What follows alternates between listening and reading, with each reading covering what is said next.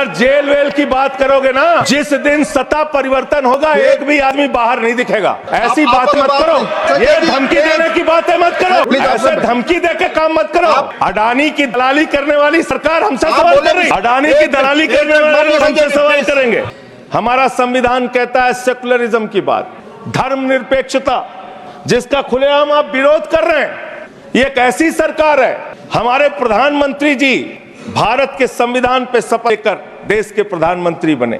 यहाँ पे बैठे हुए सांसद संविधान की शपथ लेते हैं, मंत्री संविधान की शपथ लेते हैं, लेकिन संविधान में लिखी हुई बातों को नहीं मानते। धर्मनिरपेक्षता से इनको मतलब नहीं है। हमको अगर दर्शन करना होता है मान्यवर, तो हम काशी जाते हैं, महाकाल का दर्शन करने उज्जैन जाते हैं, प्रभु श्री राम का दर्शन करने अयोध्या जाते हैं। लेकिन भाजपाइयों को जब दर्शन करना होता है तो ये मस्जिद में भगवान का दर्शन करने जाते हैं, मस्जिद में भगवान का दर्शन करने जाते हैं, मस्जिद में मंदिर खोज रहे हैं पूरे देश के अंदर। तो इसलिए मैं इनसे कहना चाहता हूँ, घबराओ मत, चीखना चिल्लाना शुरू कर देते हैं। जय बोलता हूँ, चीखना चिल्लाना शुरू। मान्यवर, ये भारत खोदो योजना चला रहे देश में। अरे मैं कहता हूँ, अगर इतना ही खोदना है, कल को कोई आके दावा करेगा संसद को खोद दो, कम से कम प्रधानमंत्री की डिग्री मिल जाएगी, उसका तो पता चल जाएगा कहां है। संसद खोद दो, ये भारत दो योजना बंद करो, इससे देश का विकास होने वाला नहीं है।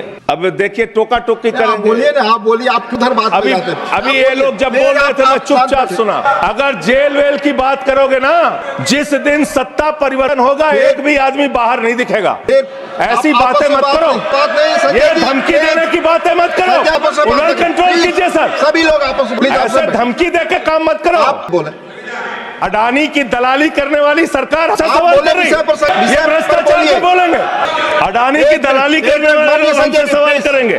मानिए मुझे लगता है कि संजय जी अपना आपा खो गए हैं और उन्होंने अपनी शब्दावली को ध्यान में रखना चाहिए, और ये जो उन्होंने शब्द वाक्य इस्तेमाल किया ये एक्सपंज होना चाहिए। संविधान पे बोलिए, संविधान पर बोलिए संजय जी।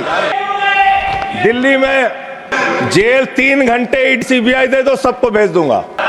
चलो दे दो ईडी सीबीआई जी। आप बोलते हैं, प्रमोट करते हैं, आप इसे पर बोलिए प्लीज। वो बोल रहे हैं जेल क्यों गए, आप रोक रहे हैं उनको सर। 3 सर, आप ही का चेहरा दिख रहा है सर। नहीं, मेरा चेहरा नहीं, चेहरा आपका दिख रहा, आप बोलिए तो सर आप बोलिए। ये लोग भ्रष्टाचार के खिलाफ जब बोलते हैं भाजपा के लोग, तो लगता है ओसामा बिन लादेन अहिंसा पे उपदेश दे रहा है। ये भ्रष्टाचार के खिलाफ बोलेंगे।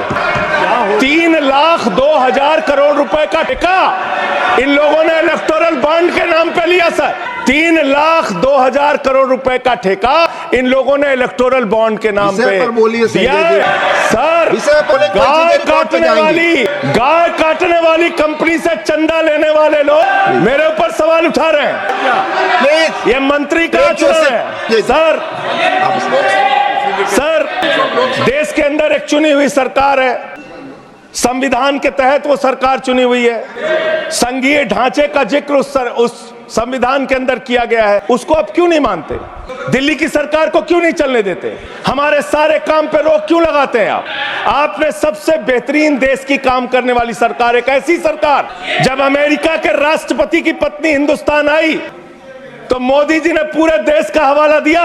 गुजरात का स्कूल देख लो, मध्य प्रदेश का देख लो, उत्तर प्रदेश का देख लो, हरियाणा का देख लो। उसने कहा हमें केजरीवाल का स्कूल देखना है, मनीष सिसोदिया ने जो स्कूल बनाया है वो स्कूल देखना है। ये काम हमने किया। आज दिल्ली के स्कूल मॉडल की चर्चा पूरी दुनिया में हो रही है, अस्पताल के मॉडल की चर्चा पूरी दुनिया में हो रही है।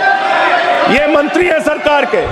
बच्चों शांत हो जाओ, बच्चों हल्ला मत करो, बच्चों शांत, बच्चों हल्ला मत करो, बच्चों शांत।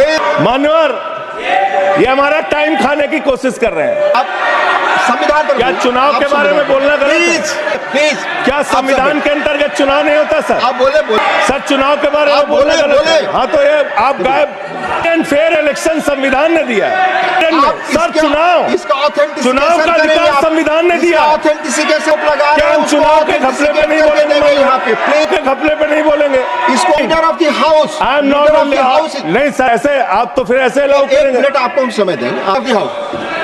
नहीं, मैं मैं एक ही बात स्पष्ट करना चाहता हूं कि जिस संविधान ने ये ताकत दी है कि वो वोटर्स लिस्ट के बारे में जो चर्चा कर रहे हैं कि उसको कटवाने का, वो प्रोविजन भी संविधान के अंतर्गत ही है। और उसमें देखने वाली बात यह है कि ये इतने दिन सत्ता पे कहीं रोहिंग्या और बांग्लादेशी के वोटों पर तो नहीं बने हुए थे। इतनी शानदार बात आज की है लीडर ऑफ द हाउस ने सर, मैं इनका नमन करता हूं। इतनी बढ़िया बात इन्होंने कह दी कि मैं इसका जवाब जरूर दूंगा। सर, इन्होंने कहा कहीं ऐसा तो नहीं जिनके नाम काटे जा रहे हैं वो रोहिंग्या हैं। हमारे उत्तर प्रदेश के भाई, हमारे पूर्वांचल के भाई, हमारे यूपी बिहार के भाई जो 40-40 साल से दिल्ली में रह रहे हैं, अपने श्रम अपने खून पसीने से दिल्ली को बना रहे हैं, आप उनको रोहिंग्या करें, आप उनको रोहिंग्या करें। हिम्मत कैसे हुई आपकी, हिम्मत कैसे हुई आपकी? आप हमारे पूर्वांचल के भाइयों को रोहिंग्या कहेंगे, हिम्मत कैसे हुई आपकी? हिम्मत नहीं होनी चाहिए आपकी। पूर्वांचल के लोगों को ये बांग्लादेशी कह रहे हैं। मैं नाम पढ़ रहा हूं, राम सिंह बसंत विहार में रहते हैं, उनका वोट कटवाया गया। राम बसंत विहार में रहते हैं। आप सब बैठिए, बैठिए। ये पता है सर, आपके सदन पर रखूंगा। ये हिंदू लोग हैं, हिंदू लोग हैं, इनका नाम राम है, इनका नाम राम है, राम, इनका नाम राम है। नरेंद्र, सुमन, ये सारे नाम लेके आया हूं। ये हमारे यूपी के, बिहार के, ये दिल्ली में रहने वाले 40-40 साल पुराने रहने वाले लोग हैं। ये बांग्लादेशी नहीं है, ये रोहिंग्या नहीं है। इनको आपने रोहिंग्या और बांग्लादेशी कहा है। पूर्वांचल के लोग आपकी जमानतें जब्त कराएंगे दिल्ली के चुनाव में, देखना। आपको मैंने नाम पढ़ के बता दिया, ये लिस्ट यहां रखूंगा और मैं चाहता हूं ये ऑथेंटिकेट करने के लिए आपने कहा मैं ना दूंगा। इसकी उच्च स्तरीय जांच कराइए, कैसे इन लोगों के नाम कटवाने की अर्जी दी जा रही है। यही महाराष्ट्र में घोटाला किया इन लोगों ने, यही हरियाणा के अंदर घोटाला किया इन लोगों ने। चुनाव घोटाले से जीतना चाहते हैं, दिल्ली में ये चाल चलेगी नहीं, याद रखना। केजरीवाल और आम आदमी पार्टी यहाँ पे बैठी है, यहाँ पे ये चाल नहीं। संविधान पे बोल रहा हूँ सर, चुनाव ही गड़बड़ कर देंगे, चुनाव ही गड़बड़ करेंगे तो संविधान कहाँ से बचेगा सर? चुनाव ही निपटाने पे लगे हुए ये लोग। दूसरी बात हुई दलितों के अधिकार की और बांग्लादेशी घुसपैठिया। सर, पिछले 10 साल से हिंदुस्तान में किसकी सरकार है सर? क्या यहाँ पे ट्रंप की सरकार है?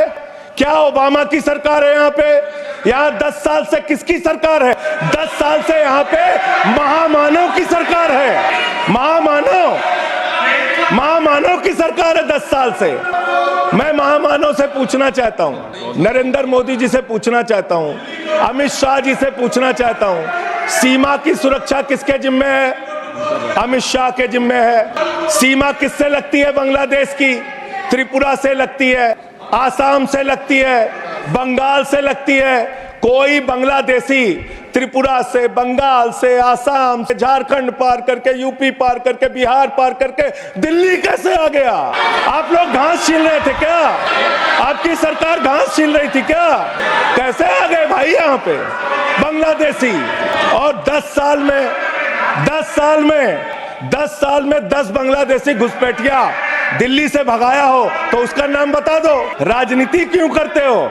नरेंद्र मोदी का दोस्त अडानी बांग्लादेश को बिजली सप्लाई करता है, आप विषय पर बिजली सप्लाई करता है। प्रधानमंत्री पर आपने भारत की बिजली चोरी करके, भारत की बिजली चोरी करके बांग्लादेशियों का घर रोशन करते हो। संविधान पर बोलिए, हमें ज्ञान बता रहे हो, हमको ज्ञान बता रहे हो। हजारों करोड़ की बिजली चोरी करके झारखंड की बिजली, सर आप ही आ गए सर, मेरा तो नाम गायब हो जाता हूं मैं सर। झारखंड की बिजली चोरी करके, भारत की बिजली चोरी करके अडानी बांग्लादेश को पहुंचाता है। ये आप ही सब्सटेट करेंगे, इसको भी करेंगे। हाँ, करे जितना आप बोलेंगे सब हाजिर कर देंगे साहब, इसलिए लगा रहे हैं। हाँ एकदम करेंगे। ये दोहरी नीति नहीं चलेगी। आपके लड़के कतर के शेखों के साथ बिजनेस करेंगे, दुबई के साथ बिजनेस करेंगे, यहाँ मुसलमानों के खिलाफ हिंसा की बात करोगे।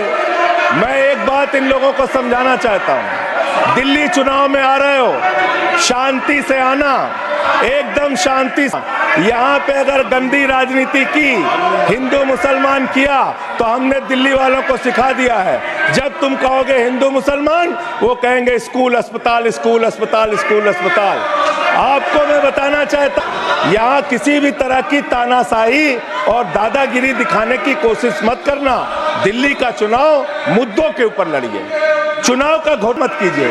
चुनाव हार रहे हो तुम 3 बार से, तो तुम सोच रहे हो वोटर लिस्ट में गड़बड़ी करा देंगे। इससे काम नहीं चलेगा सर, हम काम की बात करते हैं।